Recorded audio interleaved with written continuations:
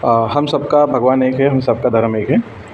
और आज का ये विषय ये है कि सृष्टिकर्ता ने, संसार को बनाने वाले ईश्वर ने मनुष्य को किस लक्ष्य के लिए पैदा किया। तो आइए हम जानते हैं उपनिषद और पवित्र बाइबल और कुरान से। तो देखिए, उपनिषद मुंडक उपनिषद का ये मंत्र है 1:2:12। तो किस लक्ष्य के लिए पैदा किया है? परीक्ष लोकान, यानी उसका अनुवाद क्या है? लोक का जीवन, मनुष्य लोक का यह जीवन वास्तव में परीक्षा के लिए है, परीक्षा के लिए ही है। ठीक है, पवित्र बाइबल से हम देखते हैं इस बात को। The lord said to Moses, now I am going to cause food to rain down from the sky for all of you. The people must go out every day and gather enough for that day. In this way I can test them to find out if they will follow my instruction, whether they will walk in my law or not.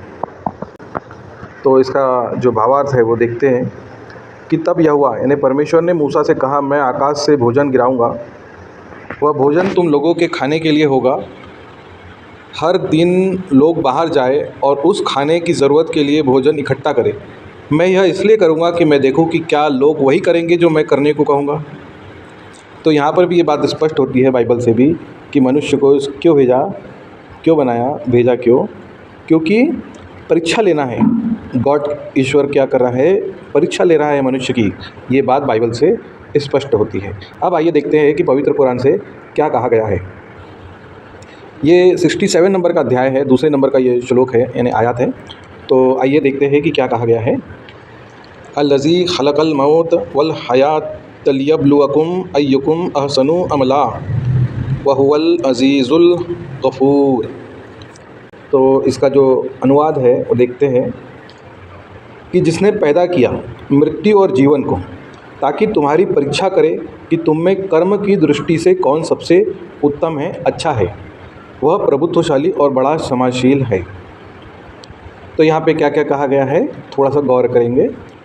जिसने पैदा किया मृत्यु को और जीवन को, ताकि तुम्हारी परीक्षा करे कि तुम में कर्म की दृष्टि से कौन सबसे अच्छा, यानी उत्तम है, वह प्रभुत्वशाली और क्षमाशील है।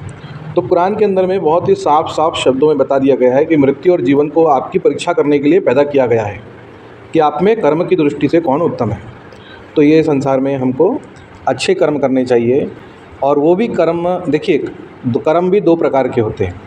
एक मनुष्य ने अपनी इच्छा से कोई भी कर्म कर लिया, एक कर्म वो होते हैं। और दूसरा होता है जो ईश्वर ने जो गाइडेंस दिया है, जो मैनुअल दिया है, जो करने के लिए कहा है वो करना, और जिस काम को करने से मना किया है उसे नहीं करना। तो जो काम करने के लिए मना किया गया है उसे नहीं करना भी ये उत्तम कर्म में से है। ये भी कर्म है, लेकिन ये उत्तम कर्मों में से ही गिने जाएंगे। और जो करने के लिए कहा गया है वो कर्म तो करना ही है, क्योंकि वो उत्तम ही है, इसलिए कहा गया है। जिस चीज़ को मना किया गया है उसको नहीं करना भी ये उत्तम कर्मों में से है, क्योंकि इसमें आपने क्या किया, अपने बनाने वाले, अपने पालनहार का आदेश का पालन किया। तो हमें तीनों ही ग्रंथों से एक ही बात सामने आती है कि मनुष्य को ईश्वर ने परीक्षा के लक्ष्य से इस धरती पर भेजा है, मृत्यु और जीवन को दिया है हमारे को। तो आशा है हम अच्छे कर्म करेंगे, और वो भी ईश्वर के आदेशों का। पहले उसे पहचानें और फिर उसके आज्ञा का पालन करें। धन्यवाद।